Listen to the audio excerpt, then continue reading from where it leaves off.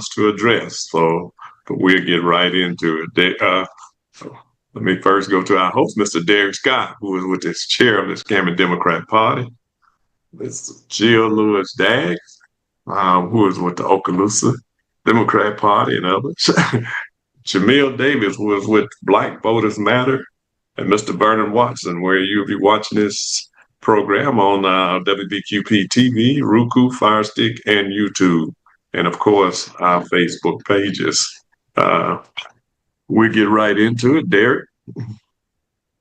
Okay, good evening, everybody, and thank you for joining us. We will go into our normal host roundtable where we give you information that we need to know for this upcoming week, last 2 weeks of the year. So I'll start with you, Mr. McIntosh. Do you have anything that we need to know?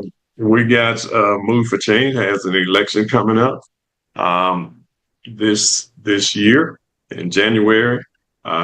We will elect new officers and the ones that want to stay on the board. And of course, I'm running for the president of the organization again. And hopefully, we have a great election this year and a great year of doing the work that need to be done, and also helping people with their civil rights, of course, but also getting out the votes and helping people to understand what they need to do to register to vote and to make sure we get them to the polls to vote. So that's the goal. That's one of the goals this year. Of course, we intend to start back our spelling bee. You know, during COVID, we ended the spelling bee because we could not gather, but we are intending to come back with our spelling bee and our essays programs. Back to you, Derek. Okay, thank you very much. Mr. Vernon, do you have anything that you need to share for today? No, Derek, I don't have anything. Anything with the radio station you want to share? Yeah, I guess I could talk about that. I'm not gonna be on the show tonight because I've been doing some other stuff here and I'm not presentable. But yeah, I got the new. I just want to pass on the concept of the new WBQP radio, what I call radio. You can see that is in addition to am I on? Yeah, my mic is working. That's in addition to the WBQP TV. If you want to, if anybody can get it, anybody got a cell phone or computer, whatever, you can get it. This link here, a very easy link, is just rdo.towbqp. Okay, and you can definitely get it anytime and anywhere. Okay, anytime and anywhere. And if you use that link, you would have advantage to both the television station and the radio station. So if you get tired of listening to the TV, you can watch the television. And by the way, my my radio station is what I call radio can see. That means you'll be able to see the music videos, the artists who playing the songs and stuff like that. Okay, so it's very akin to a TV station, but it's TV and radio combined. We did start the morning. I'm trying to continue the legacy that Robert Hill started years ago. Okay, I'm trying to continue that legacy, and I'm going to try to stick to as close to his format as I can. So the other station didn't want to. They're not apparently community orientated, so they dropped a lot of the traditional formats that the legacy that Hill had built over these years, and I'm trying to regain that back. So if anybody got any information they want to pass on to the community, PSAs and stuff like that, stuff that's going on in the community, please do so, and I'll start. So you check me out every morning from 6:30 to 9 a.m. Monday through Fridays. I'm not going to be on Wednesday and Thursday this coming week, but I'll be back Friday. I'll be on tomorrow and Tuesday. Be off for the holiday for Christmas Eve and Christmas Day, but I'll be back on Friday and then continuing it on. We're going to try to bring the gospel back as well on the radio side. We're going to bring some of the blues shows back on the radio side that you were used to hearing. So the radio station is really still work in progress, but I need y'all help to just make sure you get the word spread it out, and so we can have something we can call our own. Okay, that's all I got, Derek. Thank you.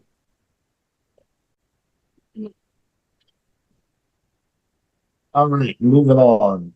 Okaloosa County, Jody Staggs, what do you have for us this evening?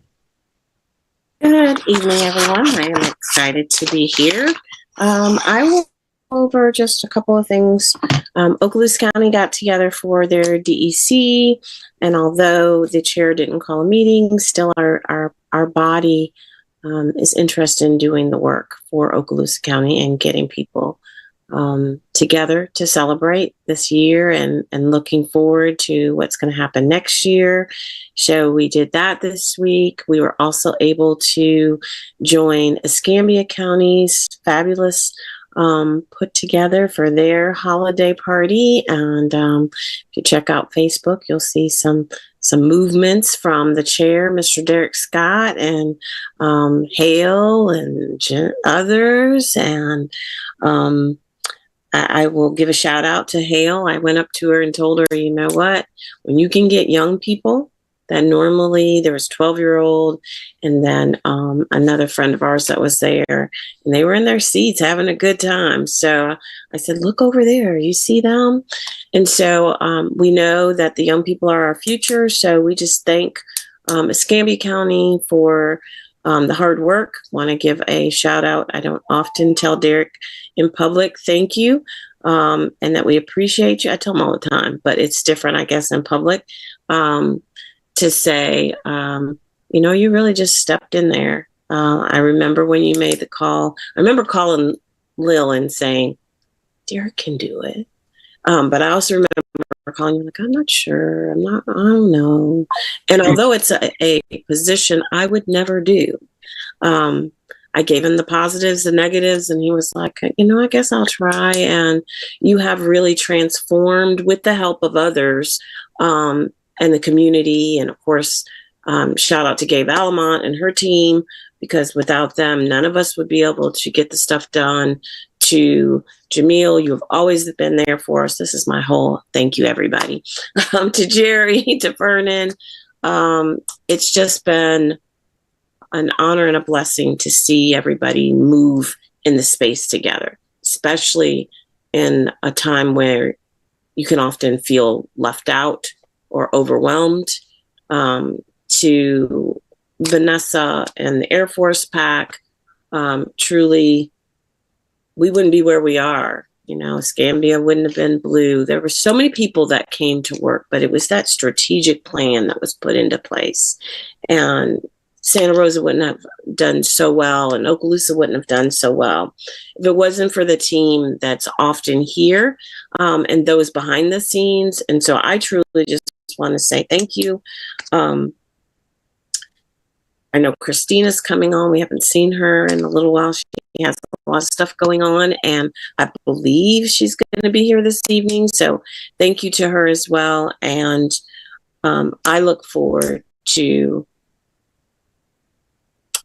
the work that has to be done, but the fun that we will make it because we'll be doing it together. So, so much. Yes. In addition to your lighting and your background, everything looked beautiful tonight on your set there. Thank you. I thought you were going to say, but I can't hear you or something. No. I just want to compliment you on the setting. It looks beautiful. Your background is gorgeous. Thank you. That's all I remember. He said, in addition to. In addition to.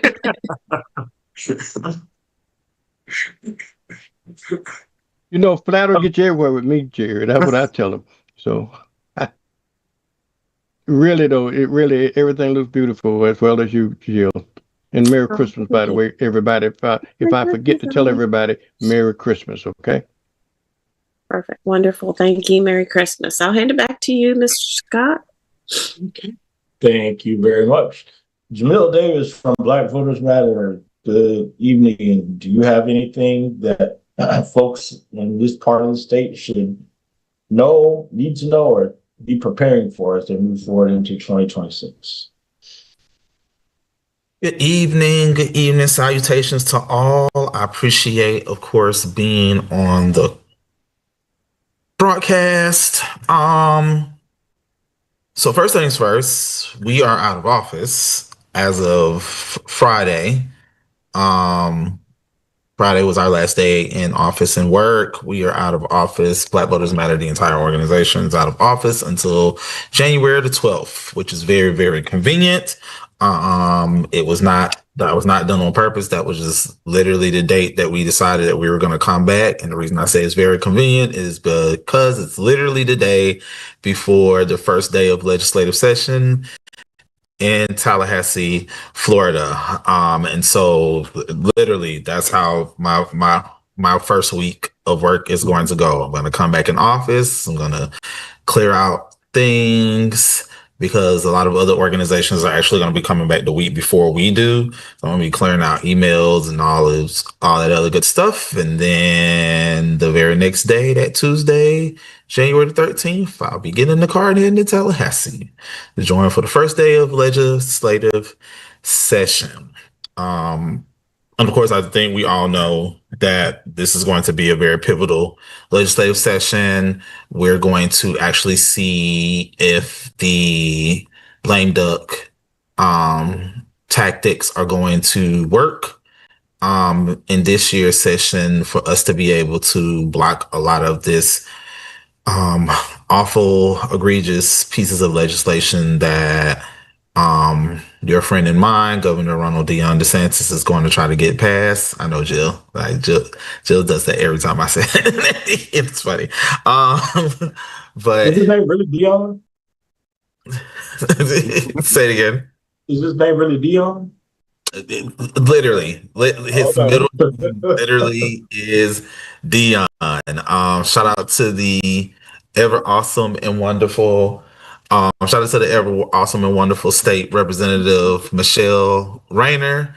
That is the first time that I ever found out what Ronald DeSantis's middle name was, and it's hilarious to me every time. Don't forget to put Satan in there. Yes, absolutely. That should actually be his other middle name. But no, no. This has been a great year. I know we're probably gonna get more into it as we get into the broadcast, but this has been a wonderful year. Not just in the state of Florida, but specifically in the panhandles. A lot of things has been going on great. Not just in the regional front, but in each of the counties. And I'm looking forward to really diving in more into this conversation. Good. Thank you. Thank you. Well, certainly to piggyback off of what Joe said, we have Friday night, the Escambia Democrats were able to have their holiday mixer, which took place Friday night. I want to give a special, huge shout out. If you're looking for a place to host or have an event, I always would tell everybody to go to Principal Improv Event Center with our wonderful friends, Doug and Tony Baldwin, over at the Improv. They hooked it up, and it was a very, very nice event. It started off, I was a little bit worried at the beginning, so I was like, oh, Lord, ain't nobody here. But we ended up doing pretty well for the night. Shout out to Hale, DJ Hale, for giving us all of our musical selections and interludes during the quiet times, and even as we were doing stuff during the night. So I understand why she is always booked and busy, right? Because she does her thing. And thank you to Dondre for being our bartender for the evening. I think a lot of people left there very nice. So we thanks to Dondre for doing that. But it was a pretty good time, you know. And I just want to give. We had a couple ways to say thank you, but I just want to share what we did at that night. And I want to say thank you to everybody who's had a hand here locally in making the Northwest Florida Panhandle what it is. Special shout out to our partners with Engage Y'all and the Air Force Pack. Without the Air Force Pack, We've never been able to do what we did here in the Escambia, Santa Rosa, and Okaloosa counties, and engage y'all for setting us up for future success. To our clubs and caucuses, thank you to those. And to our media partners with WBQP and Sunshine's Corner, we say thank you.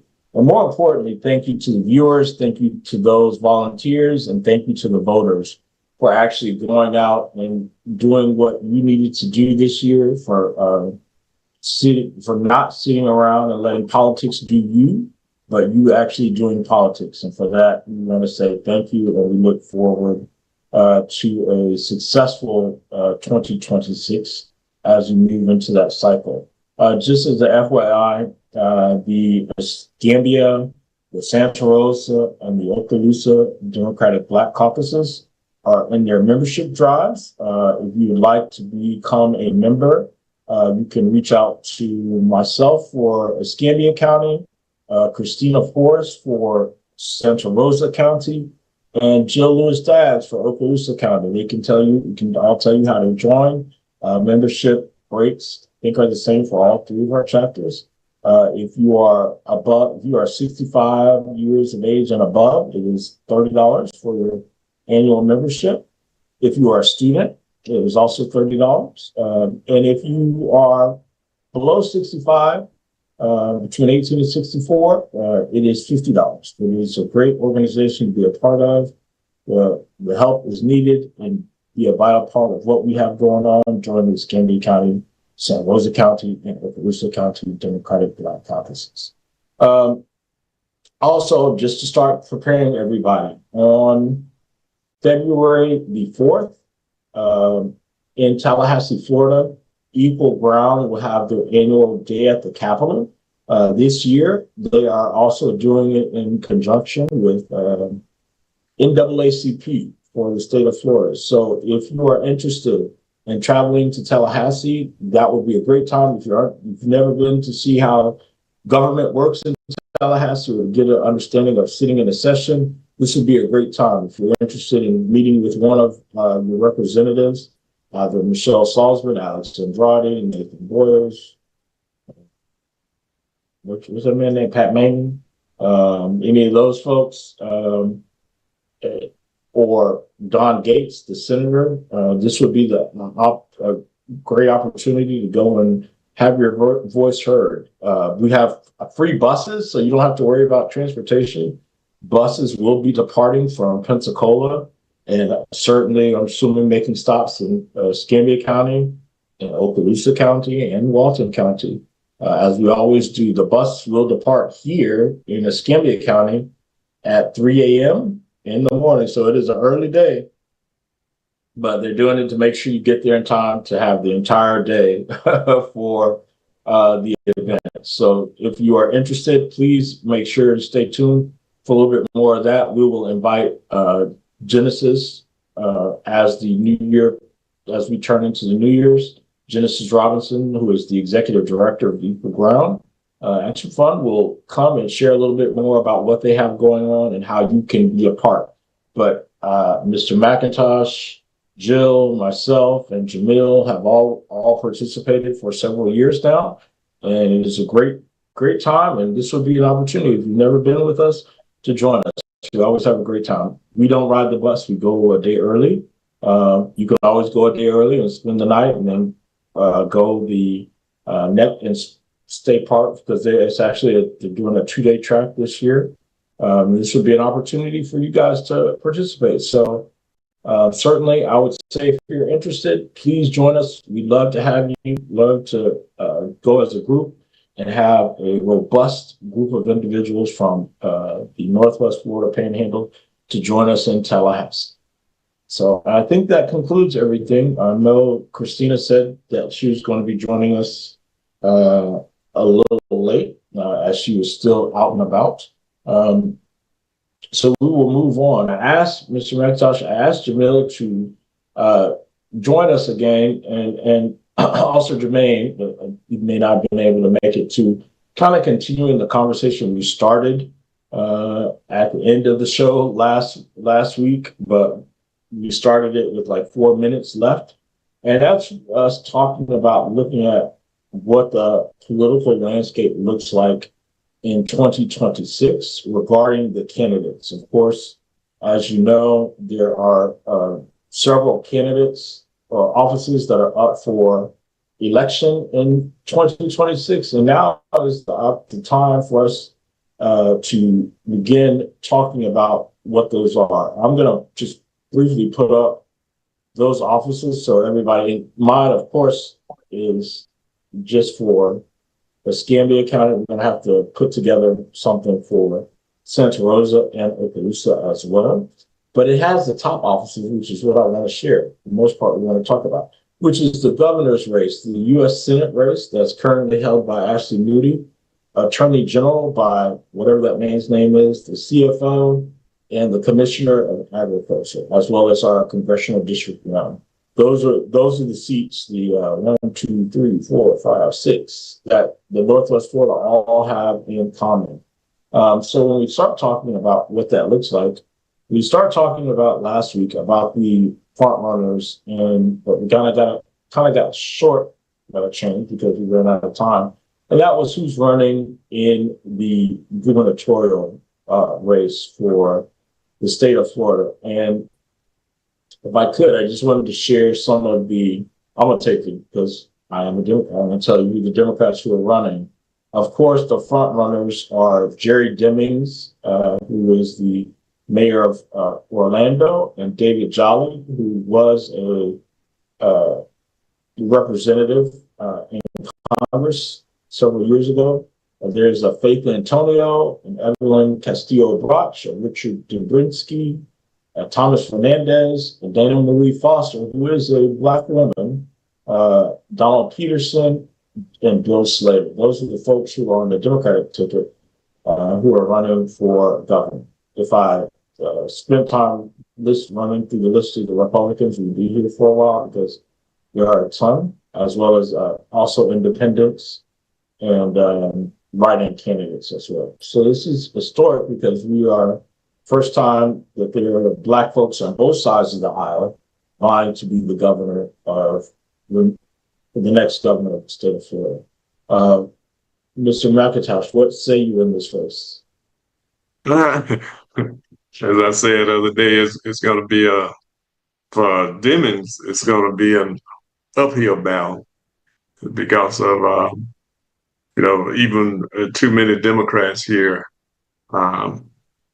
that's not Black or not willing to vote for a Black Democrat, and that's unfortunate. That is like that. But I know he's gonna have to raise a lot of money to get name recognition here in the state of Florida. And the state of Florida is an expensive state to run in. But if he got a savvy social media person, that person should be putting out information every day about Demings, if he has that person. Because a lot of the younger people are on social media. And there was a poll taken, was it last week or week before last, said more people are getting their news from social media than they are some of the top television station combined. So that means that there's a lot of money. Whoever runs social media, he need a paid person to do that, to make sure that information is put out there every day on what his policies are, his position papers, and all of that, the direction he think the state ought to be going, and what he see as the Achilles heel, I guess, of the state of Florida, and how he can help redirect that.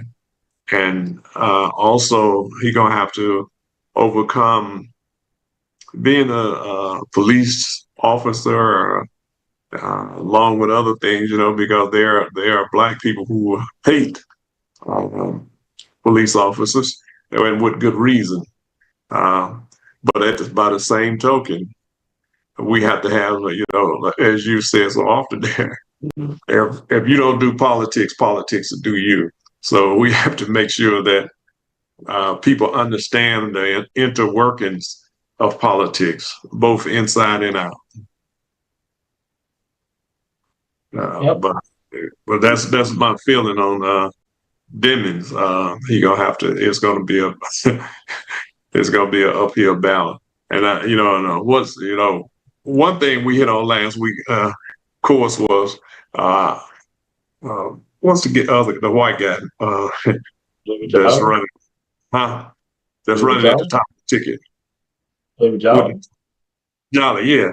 One thing you hit on, we hope that it's somebody that's turned Democrat just to win, just to hopefully win, and then to flip back and use Republican tactics and policies. I hope that's not the case. If he happens to win, and we want to wish Deming well.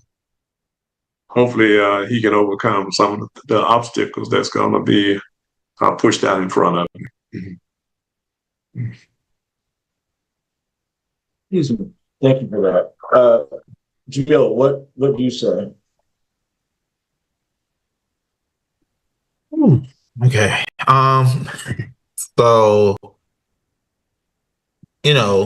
as we all know, there's numerous news stories that have been printed, published, all the things around David Jolly literally considering running as a Democrat for governor as early as April, like April of this year. Like I don't mean April from past years ago, April now. And then actually switched over to be a Democrat the very next month, May. So it was like April. I'm thinking about it. May. Oh, let's do this. And like I have my. I'm not even gonna say I have my reservations. Like I'm just gonna be very upfront about it as if I was on my own show. Like this, no, this is not. So we dealt with the same situation in 2022, and we had an individual who, granted, was a Democrat a little bit longer than 3 minutes, but like we still were in a situation of you were this, now you're this.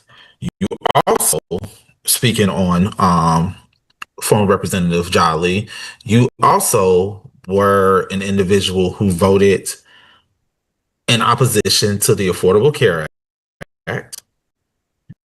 You also were an individual who voted in favor of abortion restrictions while you were a congressman.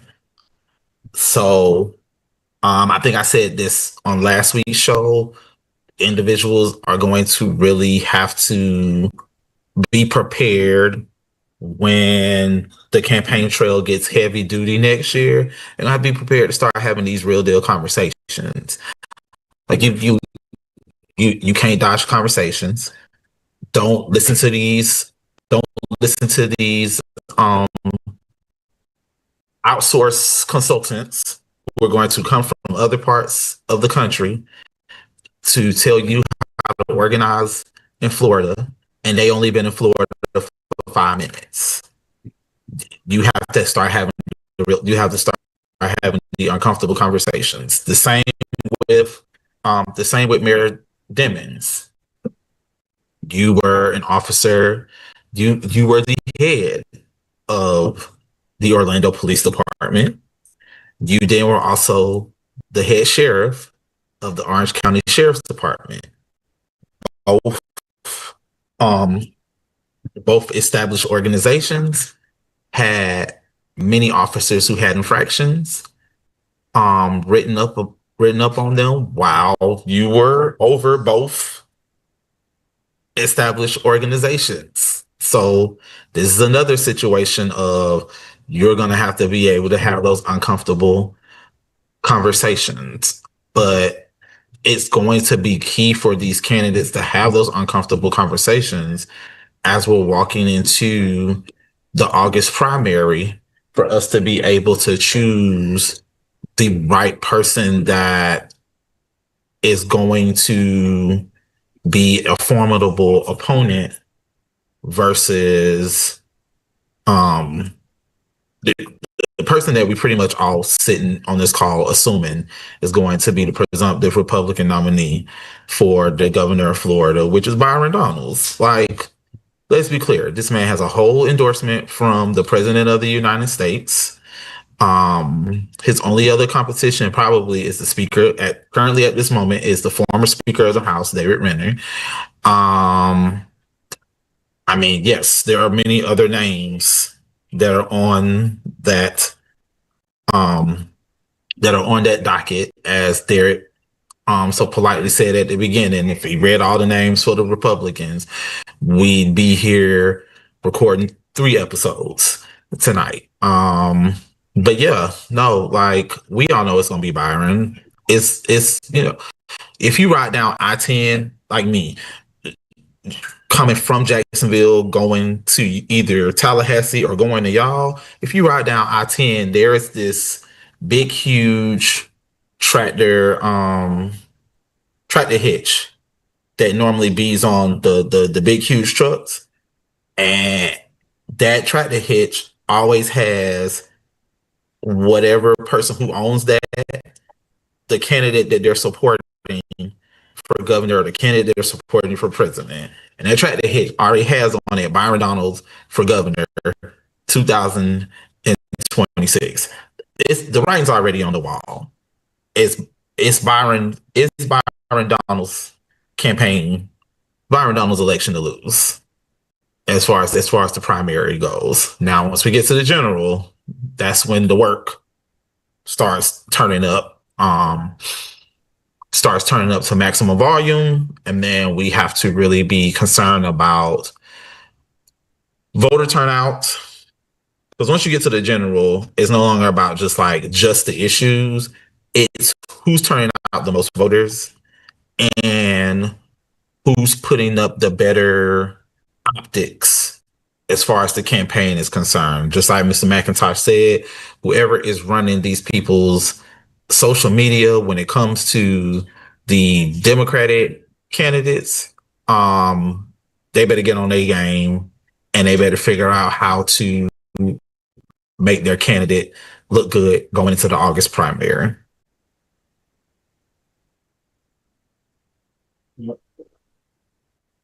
Good.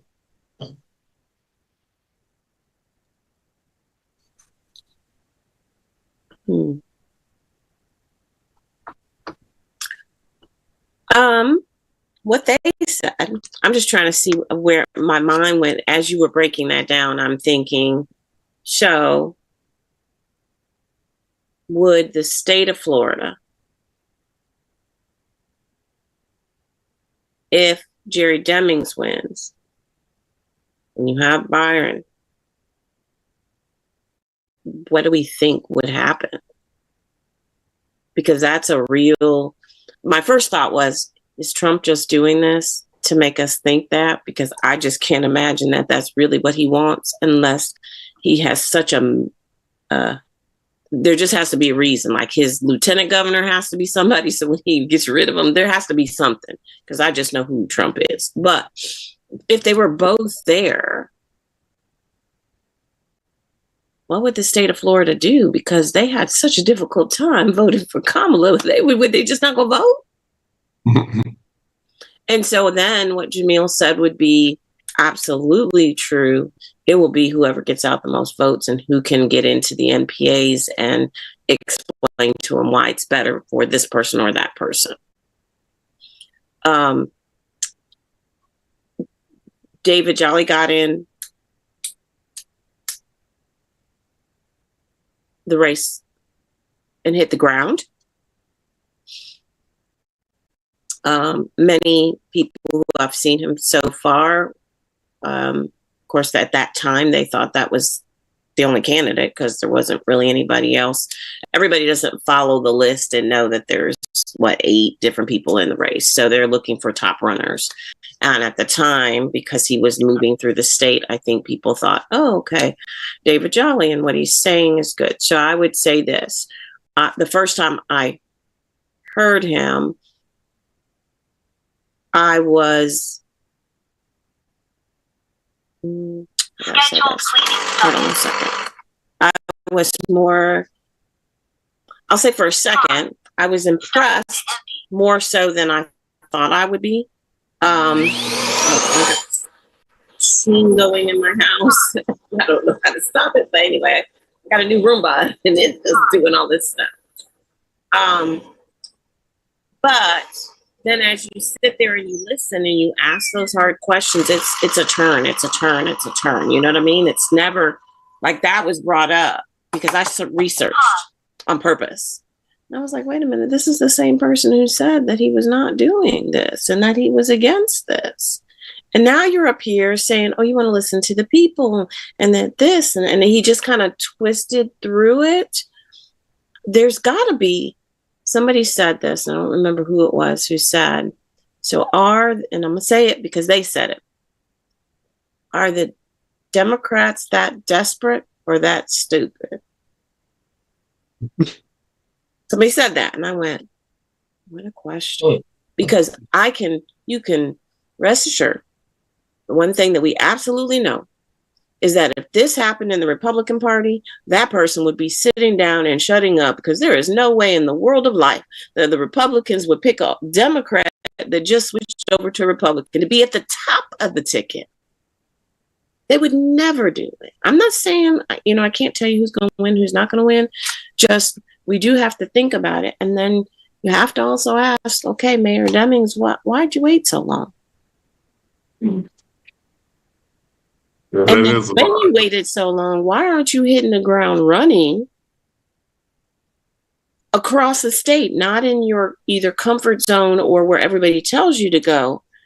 If you didn't learn anything from Val running in the Northwest Panhandle and over, I would say, till you get to Jacksonville, some people didn't even know who she was. So since they didn't know who she was, they really don't probably know who you are. And then if you just hear the bullet points, you got Jolly, that was a Democrat now for what? Yeah. Maybe. 8 whole months, maybe. Well, if you're right, it's 7 months. He's been a Democrat for 7 months. Now, what I will tell you is he's polished because he used to be a Republican and MPA in another party. He should have it all put together because he's been some of everything. So what you're seeing is somebody who knows how to twist, how to turn, how to say, I'm going to listen to the people. I was first concerned with, I want to listen to everybody and I just want to do what you want me to do. But if you listen to everybody, what do you do when you have conflicting sides? You got to make a choice. So what choice are you going to make if you're listening to everybody? But I'm not quite sure. I mean, the other people are in the race. They seem to be tied. They did that poll that said they were tied. I probably could believe that. I know Jolly got in early. He's pulled some of Black clergy and some prominent people. He keeps throwing Gwen Graham up there. A Jolly Graham ticket does not do a thing for people of color at all. I'm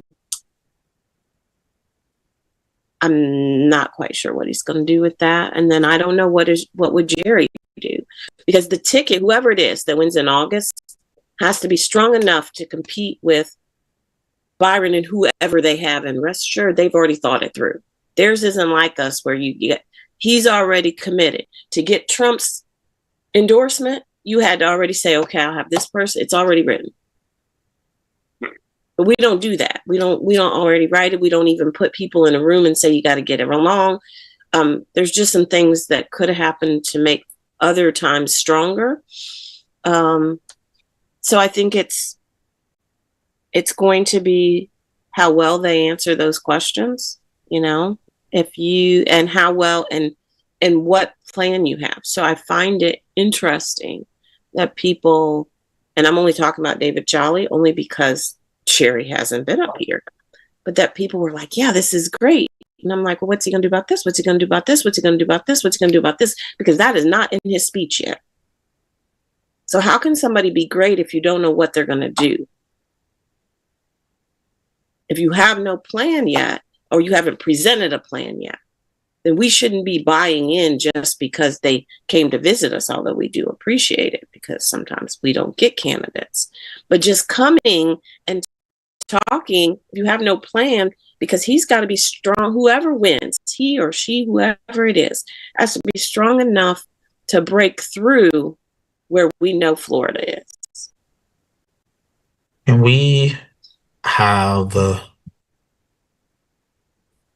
and this is the real okay, so this is the real conversation I would like to have. And I'm not saying that we don't have real conversations here, because we definitely do. But this is the real conversation I would like to have. Can we have the conversation of, ever since 2018, how the Florida Democratic Party has been very hesitant to find a formidable Black candidate or candidate of color that they could put at the top of the statewide ticket? Because as we all know, once we grab our ballots next year in November, the top of the ticket is going to be this U.S. Senate race, and whoever is running against Ashley Moody, because Ashley Moody is all but said and done being the Republican nominee because she already in the seat. So, can we have the conversation around, ever since 2018, and the fact that you had someone that came to, like, what, 30 something thousand odd votes away from being the governor of the entire state of Florida? You don't have the forethought or the guts to find a formidable candidate that you know is going to bring together every group that you need in order to even get close to 2018 numbers. Like, 2022 should have been proof that the Republican turned Democrat experiment that the FDP wants to run, that 1.5 million. That was how much Charlie Crist lost to Ron DeSantis. It was either 1.2 or 1.5. I know it was the ones. A 1 and a million next to it. So I'm not saying it outright has to be someone Black. I am saying it has to be somebody who you know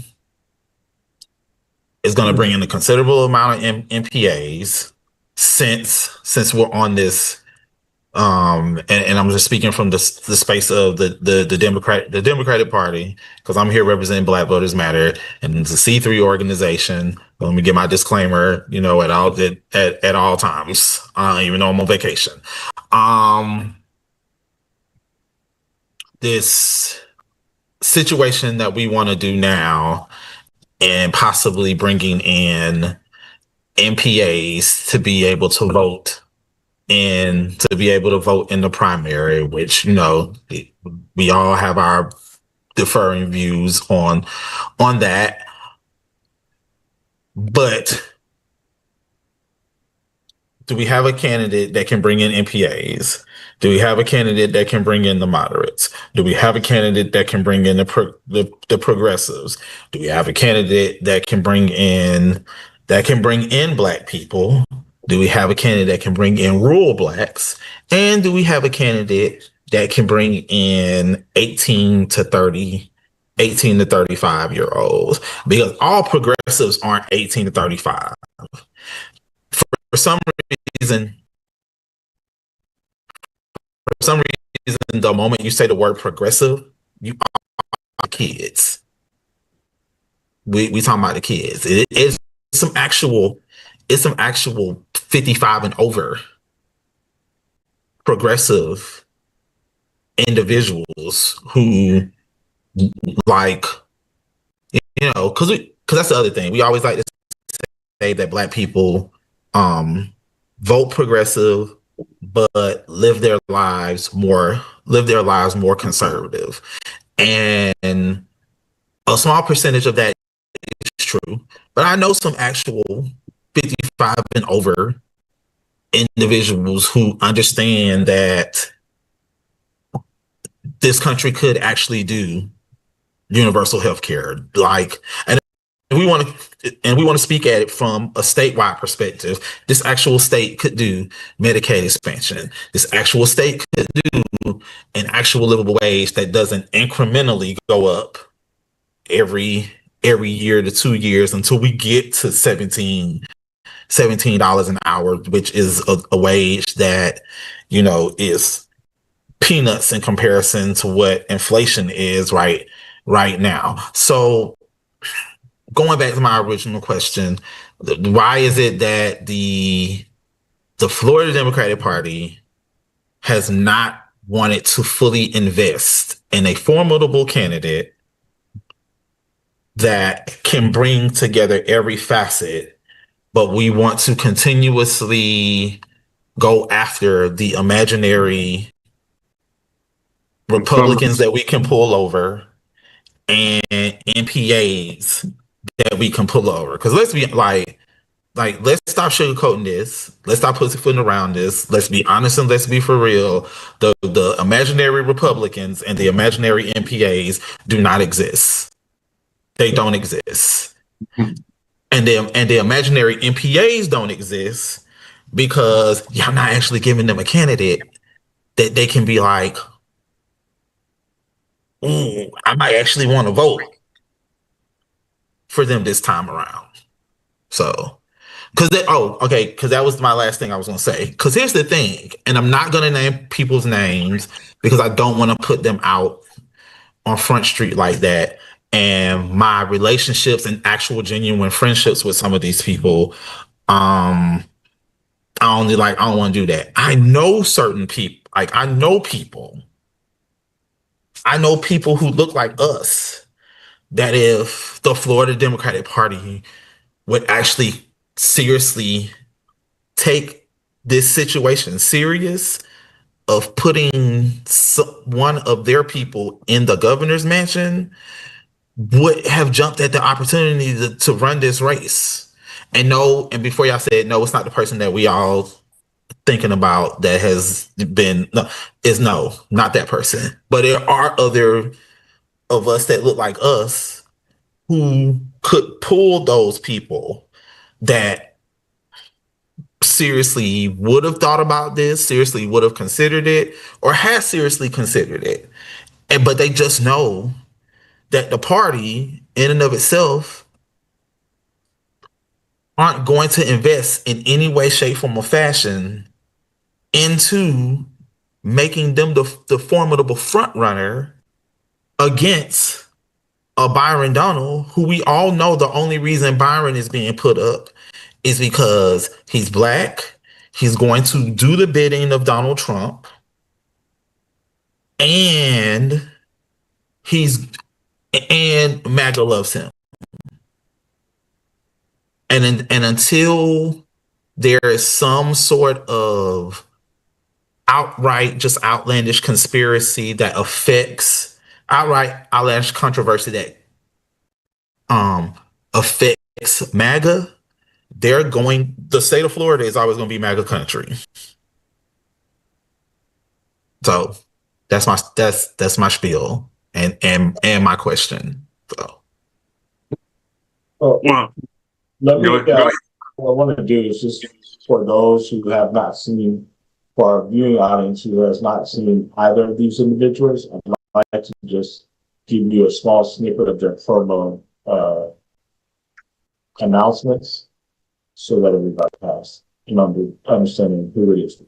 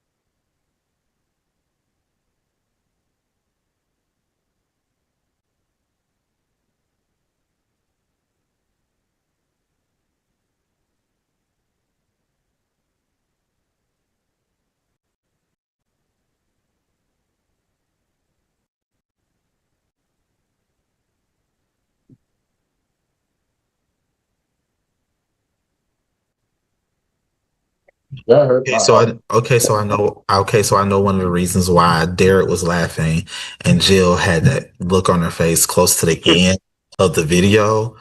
But we'll leave that alone. We'll just go ahead and look at David Jolly's So announcement. here's here's David Jolly's address.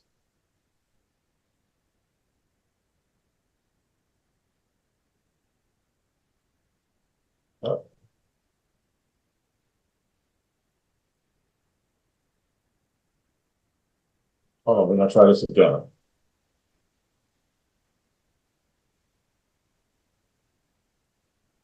Okay, maybe we're not. So his video don't want to seem to.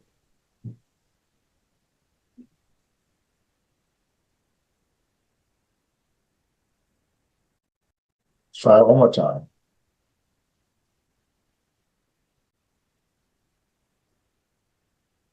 It's not working, so we're gonna move past. We'll see David Jolly another time. Yeah. Maybe that's a metaphor for something.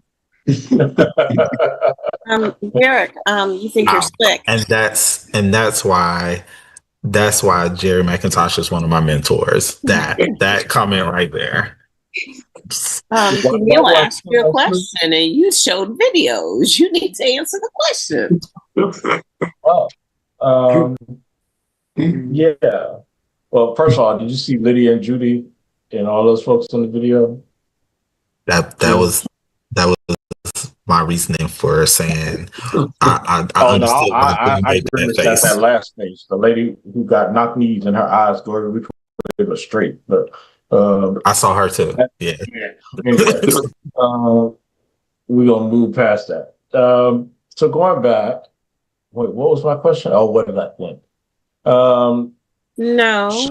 No, that's not the question. The question is, he asked, why does the Florida Democratic Party not? Oh yeah. Oh yeah. So, in the limited experience that I have, I don't know why you're giving this to me, Joe, because you've been there longer than me. Trying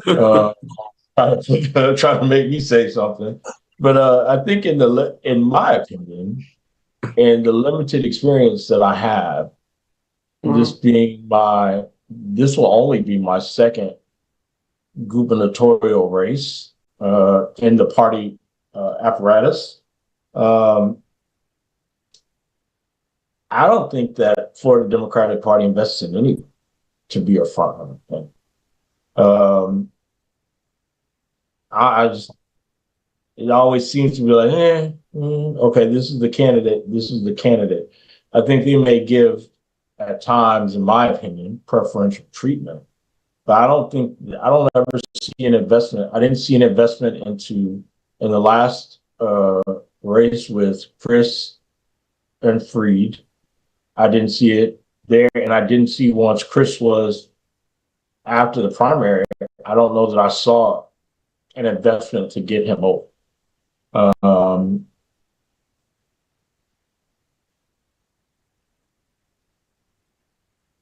and I don't know, like, with respect to Black folks, that's a completely different issue. I mean, we still got issues with uh,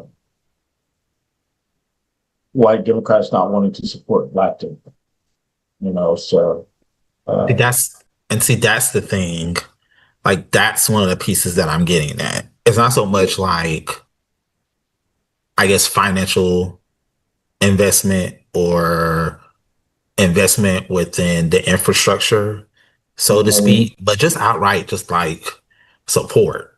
Like, yeah. So that, I mean, if we go back to 2018, and I was having this conversation with a couple of friends of mine, if we go back to 2018, the actual race that everybody was set up for was Gwen Graham versus Putnam. That was supposed to be 2018. Ron DeSantis went and begged, whether through commercials, whether through tweets, he begged, like got on his knees and begged for Donald Trump's endorsement. Trump finally gave it to him, and that's how we got DeSantis. The Miami gubernatorial debate between all of the Democratic nominees, where a member of Dream Defenders got up and asked who was going to take money from Geo Group. And the only person who outright said they weren't taking money from Geo Group was Andrew Gillum. And that's how, and that's when the tide shifted. And that's how we got Andrew Gillum. Because like 2018, the race was set up to be Putnam versus Gwen Graham. We were all of us in this state. We were all ready for it. We was all trying to figure out, are we gonna make these people go and vote for Gwen Graham for the governor for the governor of Florida? And we were set for it till Gillum shifted the whole thing. And we still did. This is what I saw. We still did not get any real like investment from the party. When I say investment from the party, I don't really mean financial stuff. I don't really mean infrastructure stuff. Just outright, this is who we're supporting. This is who we're riding with until maybe early mid-October. Literally early mid-October. And the primary was over with in August. So we still had 2 months before the party was like, and it wasn't even like, oh, this is who we're supporting. It was like, oh, this is him. I'm laughing, but it's not funny because two-sided. I would tell you that might be in Miami how you guys saw it. The Geo thing. For us up here, it was that he came and that he was able to move black, white, purple, pink, young, old. It was just something about him. He had that it factor. He actually listened. He had answers.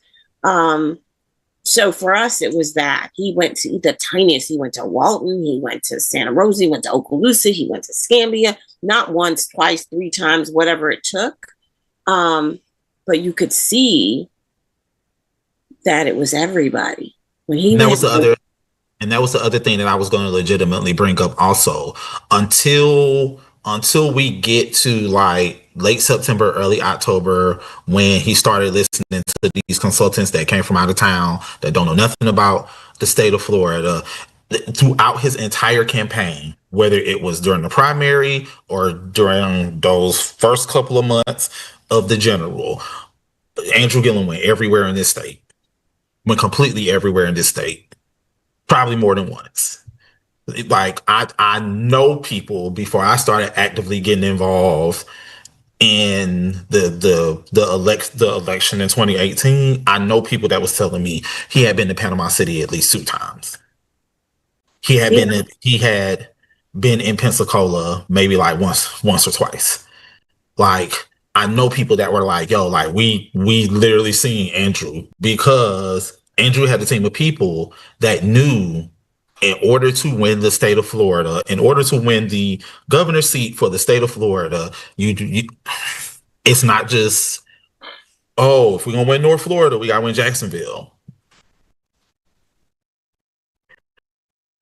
Oh, if we're gonna win Central Florida, we gotta win Orlando.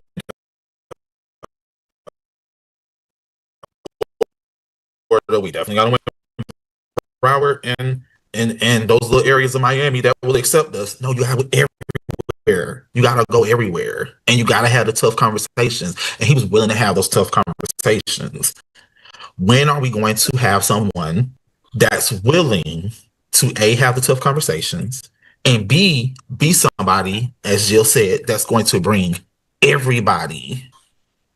Since the Democratic Party is this big tent party, and we got to have the whole full tent, when are we going to have somebody that's going to be able to bring everybody together? Because the last time that happened, we only lost by 35,000 votes. And think about, because you're right, everybody else was ready for Gwen Graham to win. For the first time ever, and I tell this story because it was so exciting. For the first time ever, polls closed in the Eastern time zone, and everybody was like calling everybody in the center, like, get your people out, because it's all up to you, it's all up to you, it's all up to you. And I remember getting the call. I don't know who called me, but getting the call. So I knew I was in a meeting. It was priceless in the front. And I'm just sitting there like this, because I know he won and they hadn't called it yet. And those poor people in that room were so sad. I mean, they couldn't even be happy at all because they wanted Gwen Graham so badly. And that's how the Florida Democratic Party was then. They had already set the motion forward that it was going to be Gwen. And when she lost, it was almost like they didn't, either you're right, they didn't try, or they just didn't have it within them. They were so shock shelled, didn't have no plan. There was never a succession plan of what to do if she doesn't win. How are we going to kick our plan? Like they had already hired the people. They have their whole plan set together and Gwen loses. So there's nothing. So Andrew and his team are doing what they're doing. They did. It was like, where is the coordinated team? Where's the coordinated team? Why is there no coordinated team? You had a coordinated team for Gwen, but Andrew doesn't have one. All the way, like he said, literally up until about October. And then all of a sudden, the coordinated team comes in. We don't never see Andrew again. Ever. He's in Miami, Duval, in Orlando area, Tampa, and Broward. And then you couldn't miss the fact that Nelson lost by 10,000 and Andrew lost by 30,000, 35,000. You could not miss it. That means Democrats, Republicans, the people of the state of Florida, check the box for the governor who happened to be Caucasian. And when they went to the next box, they said, I just can't do it. I just can't do it. And even though Nelson was the top of the ticket, the momentum was Andrew. So it's not like you could say, oh, yeah, they didn't know him, or, like with Charlie, anyway. This was not that candidate. This was a candidate that it gave, and Derek, I don't know where you were, but I'm just telling you, it gave everybody. It was like, this is what we have to do. We have to go do this. We have to set this up. We have to make sure this happens. It was energy. And at that moment, you didn't realize, we should have, you didn't realize, because there were so many people of all backgrounds that loved him. You didn't realize where we really were. But in 2018, on that November day, that night, you absolutely realize that Florida is exactly who Florida has always been. And that having even the best person, as they showed us again in 2024, that if they're Black, they just couldn't do it. Like the color of his skin literally impeded. And because of that, we have freaking DeSantis. I have family members in Georgia. You know, I'm from y'all all know I'm from Atlanta. I have family members in Georgia who was dealing with a whole similar situation. Whole similar situation in 2018, calling me on the phone. Man, it looked like y'all about to put that Black man in office. I'm like, sir and or ma'am, it looked like y'all about to put that Black woman in office. Like, similar situation. And they worried about what we're doing down here.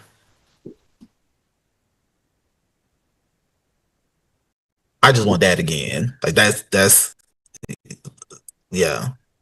I just want that again. And if we being 100% completely honest, which I will be, the two front runners for the Democratic Party for governor in 2026 ain't giving me 2018 feelings. They not. I was listening to Demings when you was playing that video. Derek, he has a good speaking voice, but I don't know if he's he's the corporate Democrat or not, or can he escape that corporate Democrats? Because if he can't escape that, he's going to be in big trouble. Because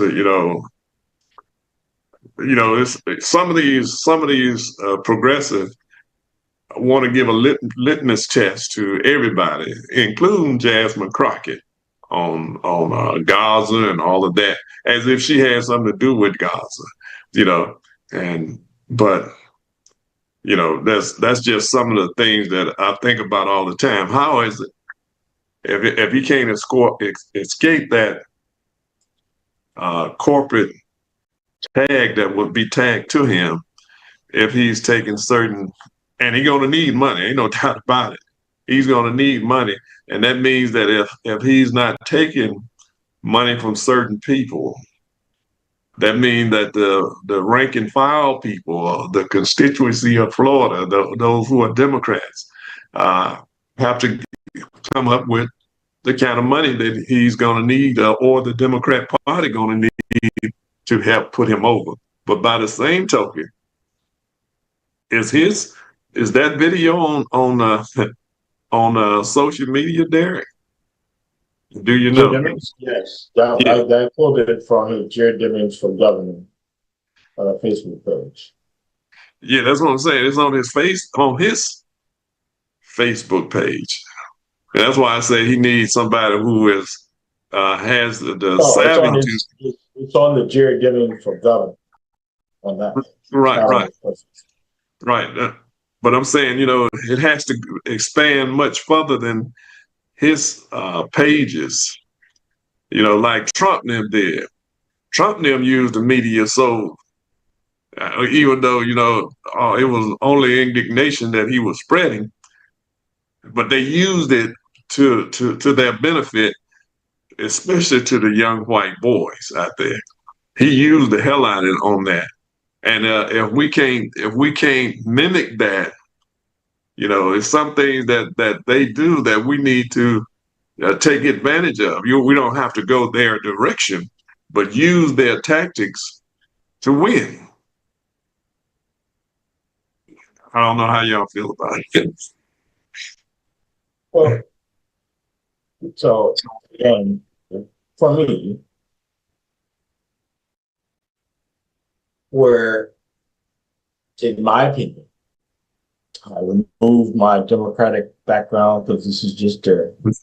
In my opinion, I think that his campaign prioritization and the stops that he's making, in my opinion, are all wrong.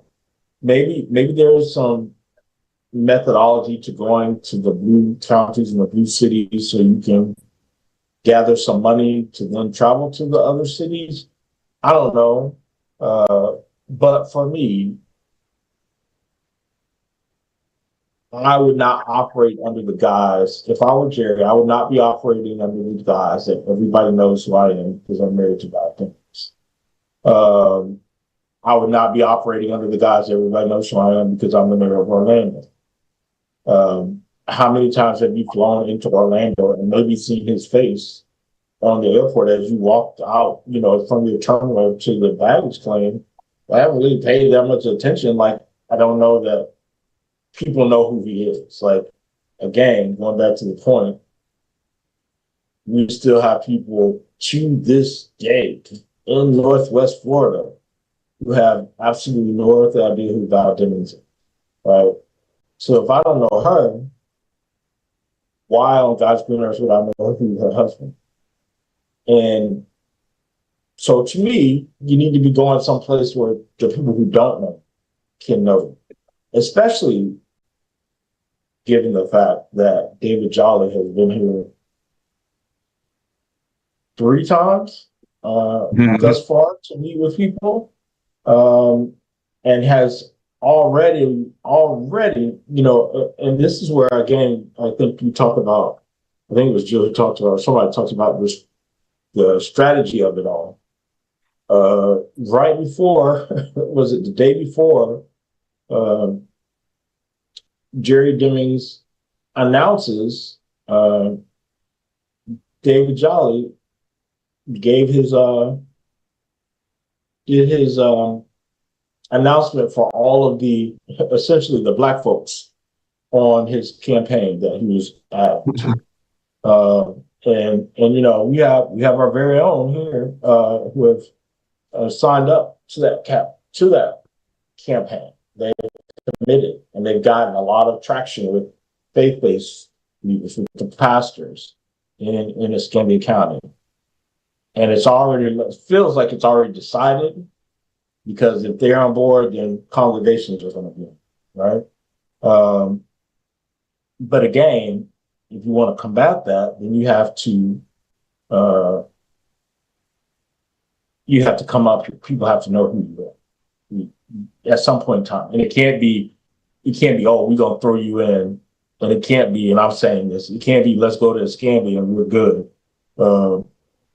You got to go to Santa Rosa. You got to go to Augusta. You got to go to Walton. Maybe not Walton. I don't know. Maybe Walton. You got to go to Bay, Washington Home. You got to go everywhere. Like, people have got to know who you are. However, I'm going to do my cons, folks. On the con side, for David Jolly, for me, he is, I cut and paste Charlie Crist. I was at a meeting yesterday, and I was listening to these senior non-people of color talk about how enamored they were when they met David Jolly, and he's the real deal, and he's going to save us. And I'm like, based on what? And they were like, well, I don't think I heard his policies, but I'll tell you, when I went up to go speak to him, he said, "Ma'am, what's your name?" And I knew from that moment on, I was going to vote for him. And I was like, so that's all it takes for him to say, "Ma'am, what's your name?" And he's got your vote? Like, that's insane to me. But, like, there are people that are captivated in his campaign. I still don't know what he's going to do, because he hasn't said what he's going to do. But it's like this. I don't know I don't know what skit it is when people, there was a skit, I don't know if it's Saturday Night Live or whatever it is. When someone asks a question, they give like these very big verbose words that say nothing. And then you're like, okay. Did you answer the question? I'm not sure that I got an answer, And so it's one of those type things. If I move over to Jerry Demings, for me, and this is just me, I can't get over the amount of racists that are in his camp. It's bewildering to me. It befuddles me. I can't get folks who call us niggas riding hard for this man. I don't get it. Like, it does not, those two things don't connect to me. And so it gives me pause. So I'm like, well, what is it that you're saying that they okay to ride with you? I just don't get it. I don't, it doesn't make any sense to me. Do you think he know, Derek, that these people have used that kind of language? I doubt that he knows, but I guarantee you probably wouldn't make a difference. It wouldn't make a difference at all. He'd still be riding with them and they riding with him. Like, because in a campaign, if you need the votes, you ride with what you're riding with. You're going to take everybody. Like, if they're willing to help you and they have a D behind their name, so be it. But for me, it gives me pause. And how quick they were to support him is just abnormal. Like, I fully expected him to be in the David Jolly camp because those same people were in the Charlie Crist camp in 2022. So if you're cut and paste Chris, why are you not cut and paste Jolly? You know, what's the difference? I don't get it. It just doesn't make any sense. So that's for me why. If I could understand that, like, and I saw some of them in their video, just grinning hard. Like, they had Jerry Demington, and I know I felt like I saw one of the signs that said Nigger, but maybe I could have been wrong. I could have passed by it. I don't know. It just seemed like it. Thought I saw it, but you know, I don't know. This is where I am. But I like him. I really do like him. That says nothing about who he is. I don't dislike the man. There's nothing about his candidacy that I dislike because I don't know anything. I just know the people that have attached themselves to him give me pause. Mm-hmm. And that would be the same way I would feel like that for anyone. So, you know, always kind of like birds of a feather, you know, but in this case, I'm confused because it's not birds of a feather because one is the feather and one's the bird. So I don't get it. Like, it's just one of those things. You know, they don't have to make it make sense to me. Christina? Hey, Christina. No, I'll talk after Christina because, you know, Christina is a Andrew Gillum till she die lady. So kind of like Kamala. You went from Andrew straight to Kamala. I did. I don't think folks in our viewing audience know, Jill, how hard you worked to help put Andrew Gillum over the edge, especially here in the Panhandle. I can remember I was still a Florida voter, but I was living in California at the time. And I remember when the polls closed, I remember you got like 50 calls and everybody saying, I hope you did the work that you were supposed to have done, because it was tied when it hit Tallahassee. It was absolutely tied. And it was the Panhandle that pushed Andrew Gillum over. And that had so much to do, Jill, with your coordination, you standing true. I mean, you did not give up. And okay, Christina, I love you, but I just want you to know there was so many of us. It was not Jill. It said, okay, we're going for Andrew, and the team came out. Andrew was just that good. Did we do the work? Absolutely. But I can't take credit for that. I did get the phone calls and I was like, they're calling us. They're finally calling us. We finally matter. But we felt like we mattered because of Andrew. But I love you, but I can't take that credit. That was all of us. And even from far away, you were sending money so we could get shirts. People were just engaged. We did it together. And there's definitely not that momentum right now. But go ahead. It wasn't me. Just FYI. Because Derek, I don't know where he was. Jamil, you need to talk to your friend. Jerry, where was Derek? Derek was not even in the picture then. Like he was like Andrew Gillum. He came to Pensacola like 4 times, did all these big events. And where were you at home doing what? See? But anyway, go ahead. I'm sorry, Kristen. So, Jamil, when you were talking about the party and stuff, I just remember how incredibly broken. I mean, if you think we're broken now, after the Hillary and Bernie situation, our party was literally in shambles. And it was Andrew Gillum who came in and was able to cross over those divides and bring people from all over. And that was truly beautiful. And it was such an incredible campaign to be able to work on and organize for. And, there was nobody like that. That was actually a moment that was, I really think he may have been the only person to be able to cross that divide, because when I tell you we were broken, I know things are bad now, but the amount of animosity that was in our camps, the amount of just anger was just palatable. It was absolutely horrible. And Andrew was able to bridge that and bring us together, and we were able to go fight for a common vision. And that was just truly, truly, truly remarkable. I remember Andrew, every time he came, we were there to try to help boost him as much as possible. That because he was awesome. He was awesome because he knew the issues. He knew Florida, and he could speak those issues in that so that people could understand him, what he was talking about, and without equivocation. And Andrew was just awesome. He was just awesome in his ability to deliver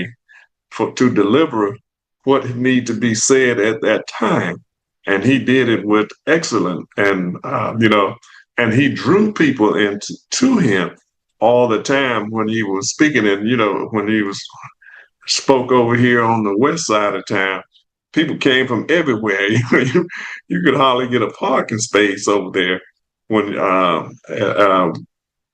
think they was expecting a whole lot less, and it was a whole lot more people there than they expected to come. But it was really nice over there because me and Omar was on radio together carrying the program, so it was really it was really really nice to have a person that could deliver like he did, and to bring people out from all over Escambia County and other places that came here to hear him speak, because he was just that good. But it's going to take somebody else like that. But I think that what they call the fever is breaking a little bit in Florida, because when I saw the mayor race in Miami, that was to me that saying to the Republican Party and others that we are tired of your shenanigans now, because the majority of people there in Miami is Cuban, and so and they've been voting Republicans forever, and for a Democrat to win the first time in 30 years and win with ease almost is almost unheard of, because they just wasn't voting for Democrats. But what's killing me now is some of these so-called progressives. I'm wondering, are they saying they are progressive, and or are they clandestine Republicans or GOP posing as progressive and setting litmus tests for a lot of the Democrats that's running, like Jasmine Crockett and others. And I think we definitely need to talk about that, because she is too great of a sister to be, you know, trying to wheel her down to one subject matter, I would say, one policy issue that, and when she's much more and much better than that.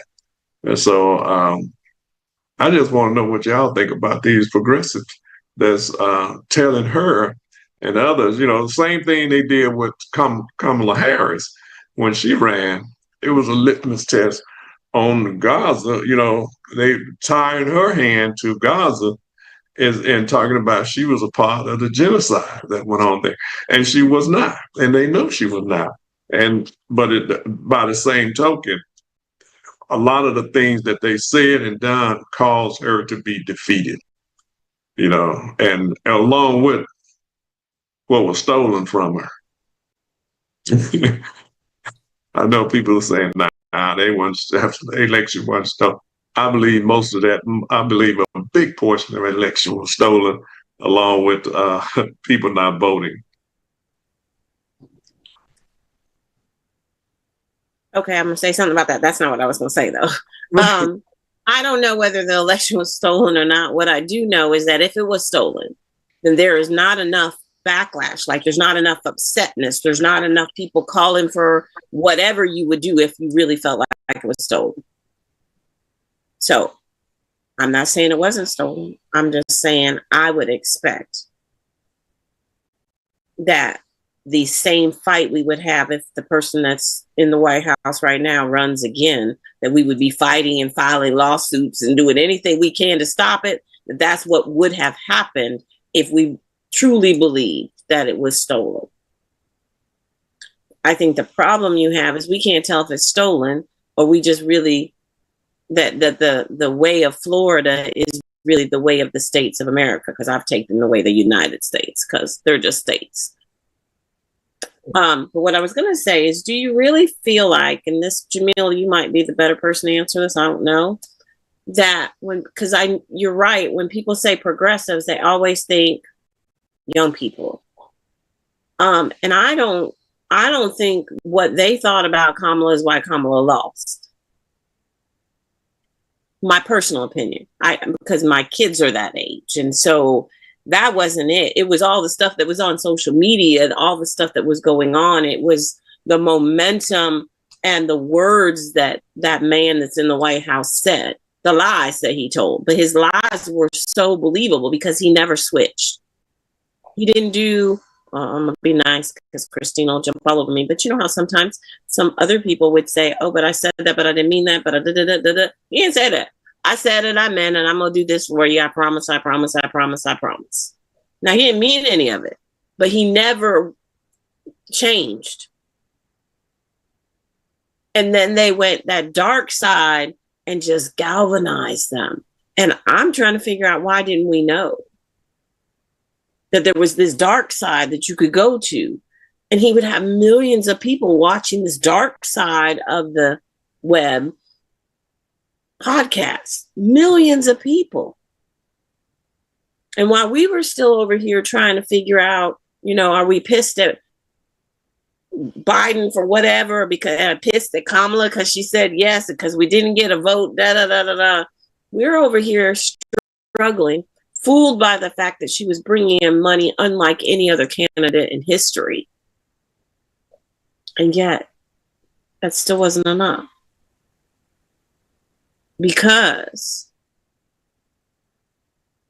they couldn't vote for a woman, and then she was Black. And so that just took it completely off the table.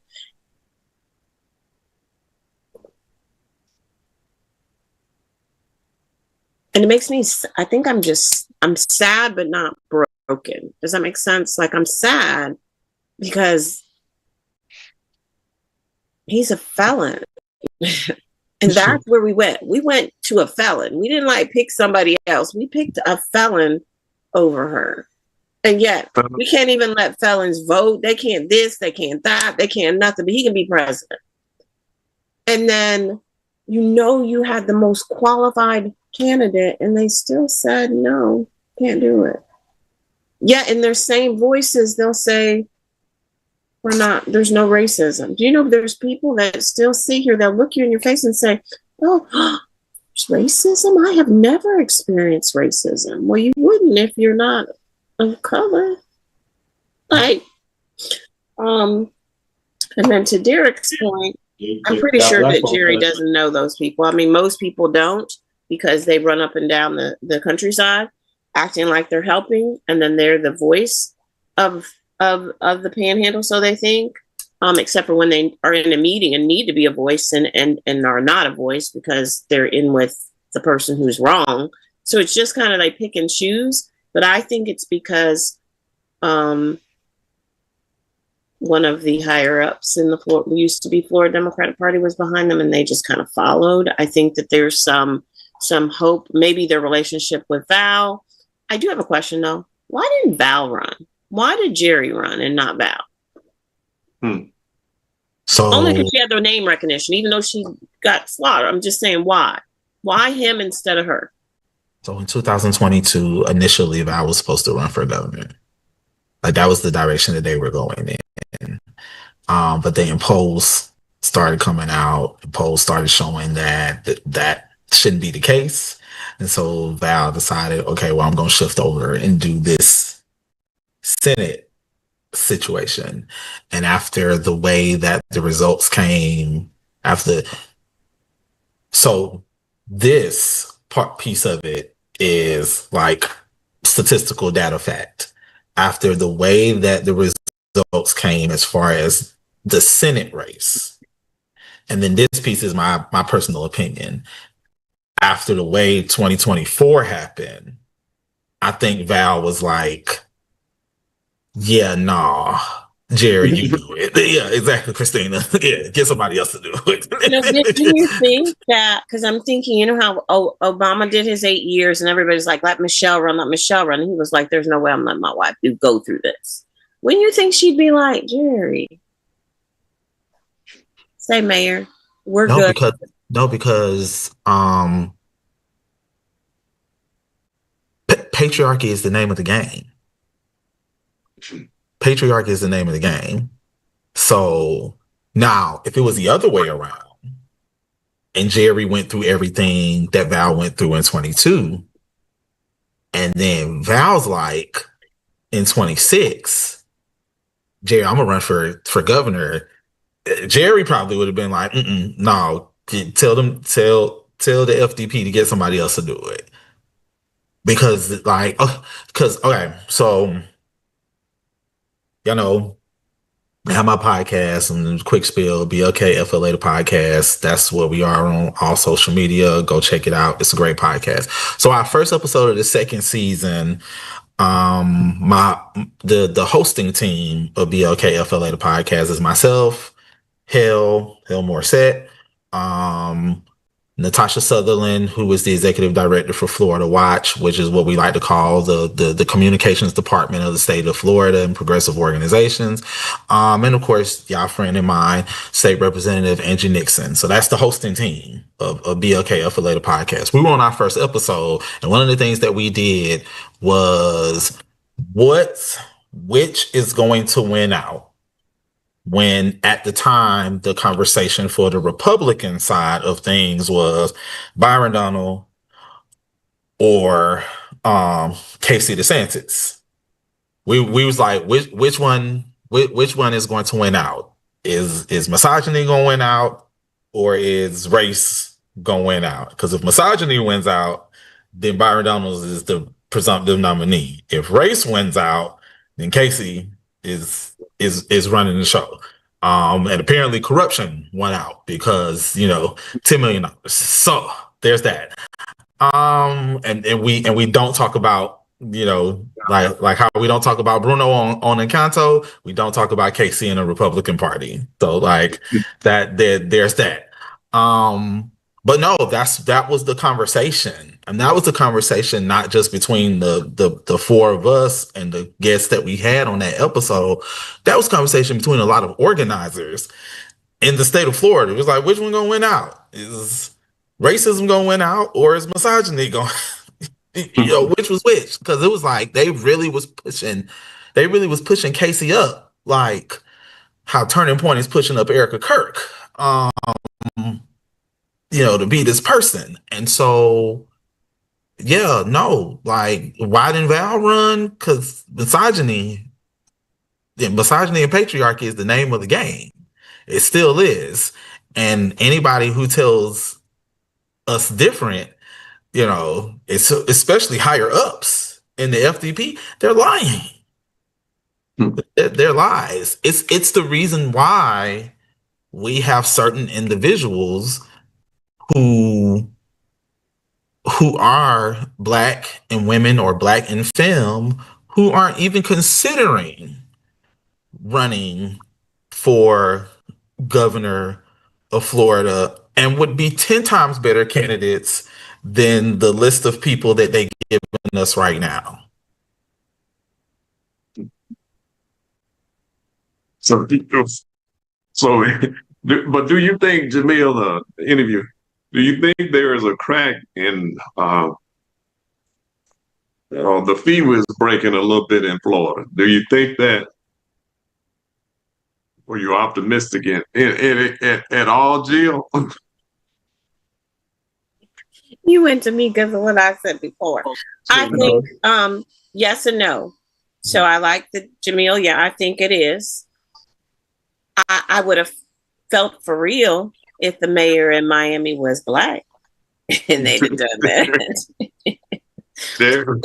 I'm not sure. What are you looking like that for? Listen, I just want to make sure I hear you clearly. When you said yes, you think the fever is breaking, but I don't. The fever is breaking, but not the way we need it. I mean, yes, there's momentum. So are the people saying we're winning? So you got to give credit somewhere. We are winning, but in places that we always win. You were to put Kamala back into this right now, we still would be in the same place. So to me, no. So that's why I said yes, but no. Because if you put her right back there now, she still would lose. So that's not enough break for me to say yes all the way. But I tend to. I want to know, but this is the thing I want to address with you, Derek, because Derek is like, like Derek. I feel like Derek is being the realist, but also Derek should also have a tinge of optimism. Because that was me, Jamil. Let me just clarify because you weren't on here. Because I was like, no, it's not happening. That's why they can't believe I said yes, a little bit of yes. Because I was like, there's no way. Because Jerry believes we're taking back the house. We're doing all this stuff. So we were like, no, because let's be clear on this. Like, it was only 1,100 votes that separated, gave from Petronas in April. And them 1,100 votes was sitting in Okaloosa County. So, like, let's be serious. Like, before there was a talk of Orlando City Council is now completely blue, and Miami got their first Democratic mayor in over 28 years. The talk, I'm not being hyperbolic. I'm not being facetious just because this area of the state is where I'm from. This is facts. The talk for like the first, after April, May, June, and July, the talk was, how did Escambia County flip? That was the talk. Like, that was the real conversation. And the thing that people don't know and realize, it's due to every single person that's on this broadcast, and like 2 or 3, 4 other people who not on this broadcast that we all like, literally, like, it's the people that we are looking at right now on this broadcast, along with Hale Morissette, Jonathan Gary Green, Dondre Wise. I know I'm leaving some other names out, but them just the people I know because I hang with them and talk to them every single day, along with y'all. I aim to talk to y'all every other week, and if I don't talk to Christina every other week, I feel like I talk to Christina every other month. But like, this is it. This is the nucleus that almost gave the Panhandle, as you know, as they like to say, a blue wave. Because, like, I be telling people all the time, 1,100 votes. That's a block. That's a city block in Fort Walton Beach. That separated us from having gay in office. Yep. And this is where I say, well, I can't use it for gay. Well, I guess I can. No, I won't use it. But I'll use it in Dondre's race. Dondre's race is what I use. Dondre lost by what, like 700 some odd votes. And this is when, to your point, the Panhandle is making progress. But we got this big ass wall that's got a brand, that's got an R, and that stands for racism, because we have a group of white Democrats that won't help Black Democrats and or won't vote for white Democrats, right? Because let's talk about that. Let's talk about how 2024 they didn't want to put Hill Morset in office. Let's talk about how this year they didn't want to put Dondre Wise in office. Right. They won't do it. And so we could be much further along. And I hear what Jill is saying about us, like Democrats are winning in the state of Florida. However, I take exception with giving a child a gold star because he woke up and went to school. Like, you're supposed to go to school, so why am I bigging you up for going to school? That's what you're supposed to do.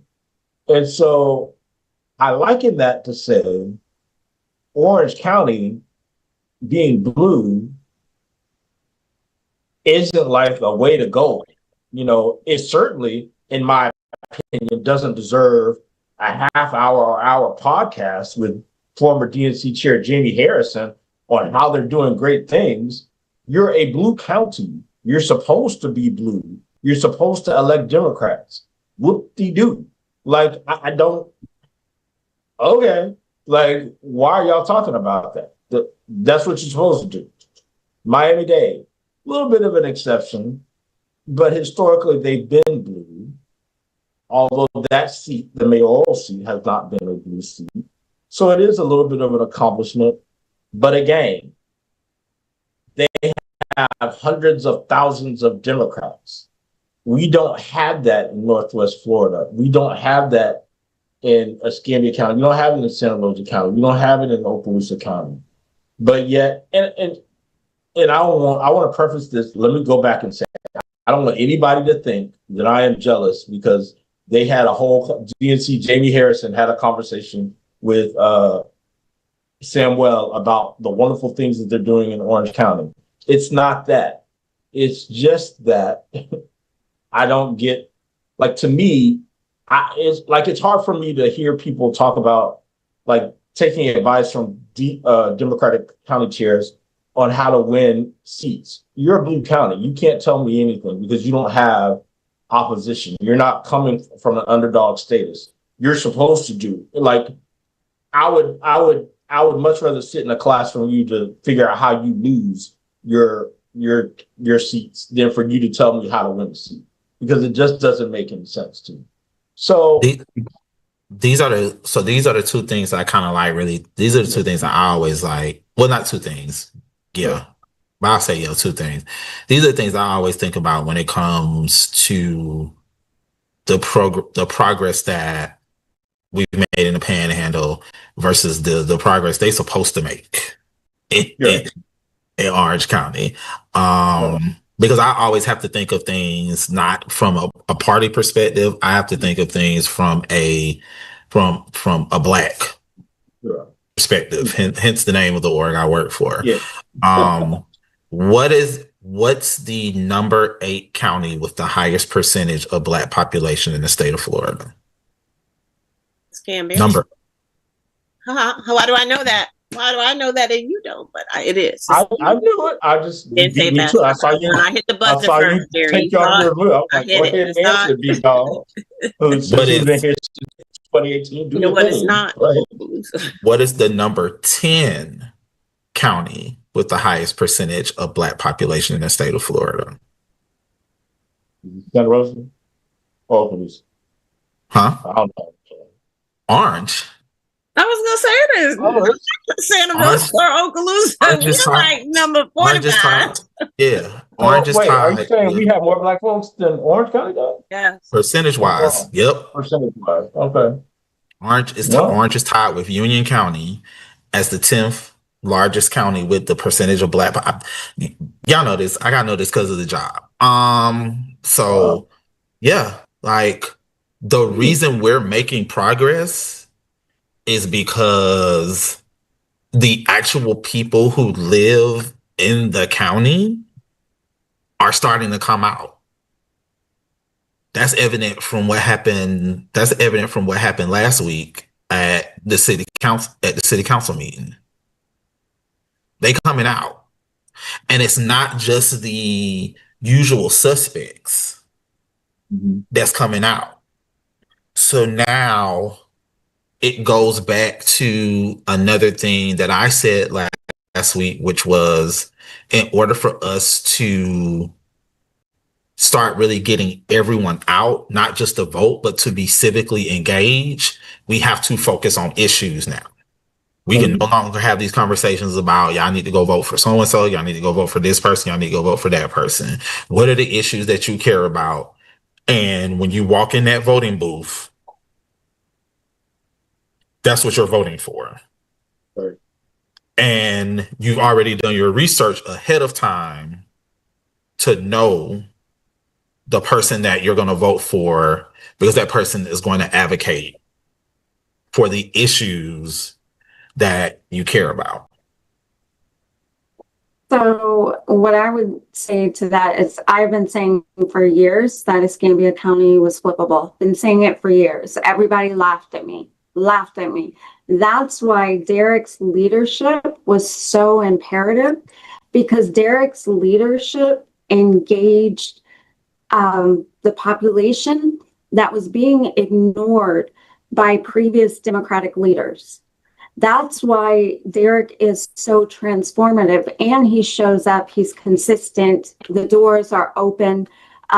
He is just that good of an organizer and that good of a leader, and he gives a crap, and he shows up in the communities where it matters and people respond.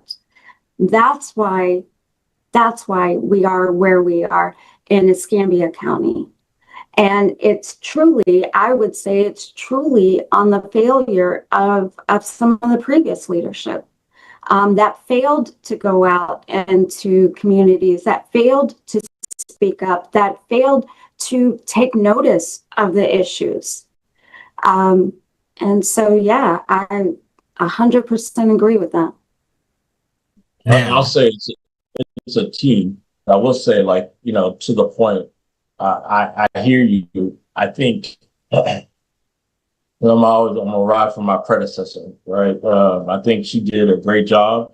She was just tied down with folks who were wanted something completely opposite. They wanted to focus on scenic highway folks and East Hill.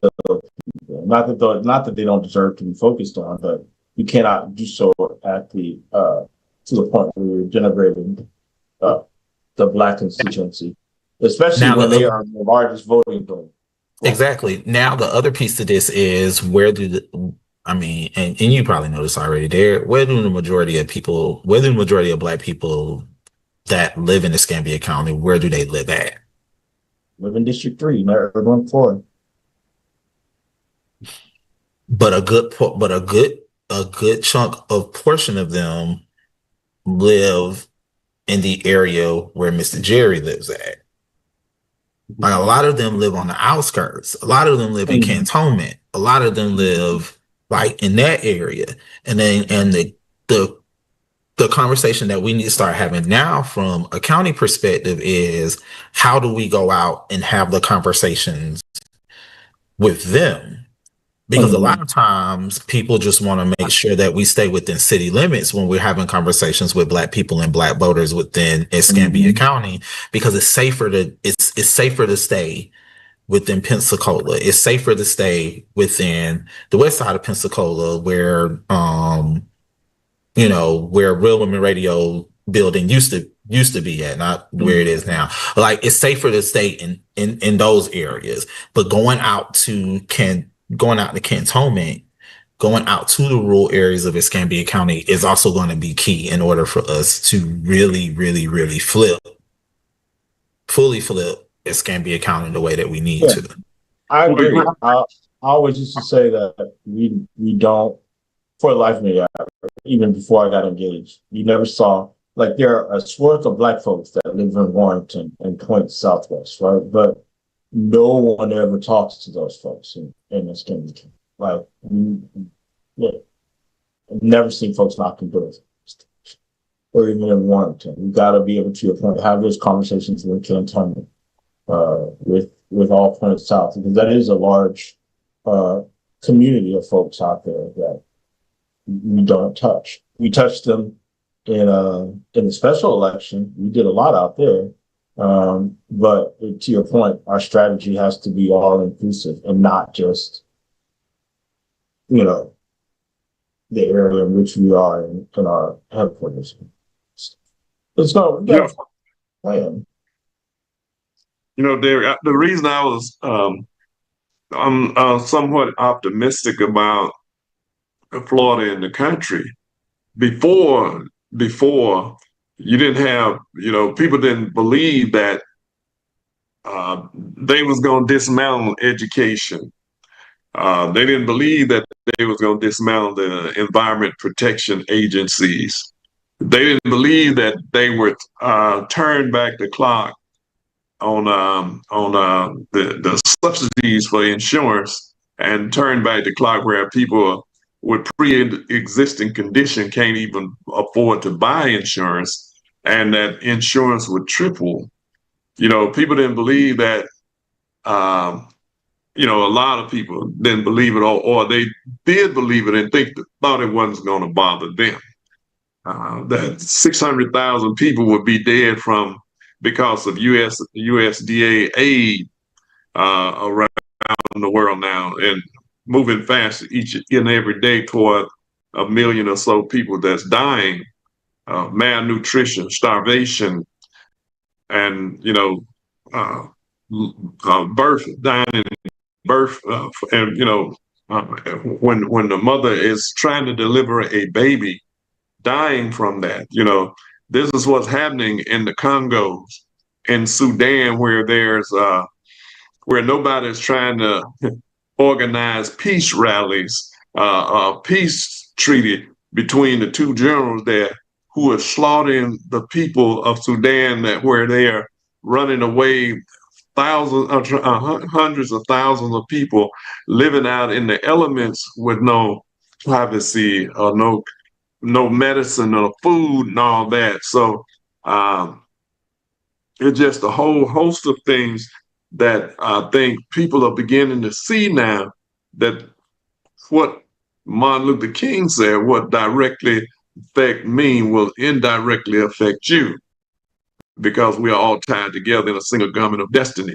So when we start starving people to death, and some people are paying attention to that, when hospitals are closing in rural areas, and you were right, Jamil, because Century is a part of Escambia County, but we are not. We very seldom go there to Century. That was the other city I was thinking of. Thank you. Yeah. And we didn't believe that the Food and Drug Administration would be dismantled. The CDC would be dismantled to the point where people's lives are in danger, because medicine and information about medicine, information on vaccines and vaccines itself are being cut off from the people of America. And a lot of the people who voted for Trump or the people that's being deported, because they didn't want to deal with the idea of a Black leadership. And when it was us, is the reason they are here in the first place, because of the struggles of the 60s, that came about during the civil rights movement. They didn't realize that their rights would be taken as well, that they would be separate. This America has always separated families, especially Black families, but now they are doing it to other people, like people from Mexico, like people from Venezuela, and others in South America and all of that. As families are being torn asunder, sent to different places where they never existed at before, put into prisons where they have committed no crime, except they came to America looking for a better life. But, they didn't realize that it was based on the back of Black people was the reason they was here. Even some of the people from Africa who come here and criticize Black people about how they, how good they doing. I'm like, well, why are you here? If you come here to criticize us, if you do, we don't need to hear from you. We don't need to hear nothing you got to say, because you haven't studied history. Your mind is more colonized than ours ever will be. So, but that's the kind of mentality that's in the in the zeitgeist. I say, I guess, that they are putting out there, and it's because how they've been what you call psychologically colonized as well, through all kinds of crap that colonizer has put in their head about us in America. So, okay, there it is. It's 2 minutes. Okay. I'm gonna let you have it, Derek. You're on mute though. Want to make sure you get your book reviews. Okay, that's right. Oh, 2 books I've already. I hope that people have read. If not, Asa G. Hiller, The Maroon Within Us, and Stolen Legacy by George G.M. James. So we want to, these are the books. I hope I had them up for good enough. Stolen Legacy. Make sure that you grab and read this book. It'll tell you about the history of how Africa was undeveloped. How Africa was undeveloped. I have to excuse me. I ain't got one vocal, and that's the other one that got old. Well, we certainly want to make sure that everybody knows we will not be here next week, but we will be back beginning the first of the year on the 4th of January. So we want to make sure that everybody has a phenomenal Christmas, an even better New Year. Most importantly, be safe. We want to thank Jamil for joining us tonight. Please know that you have an open invitation to join us whenever you like. You have the link, so just feel free to pop in. No invitation needed whatsoever. We thank you guys. Happy holidays, happy Kwanzaa, happy Hanukkah, and all of the things. And we will see you in the new year. Take care.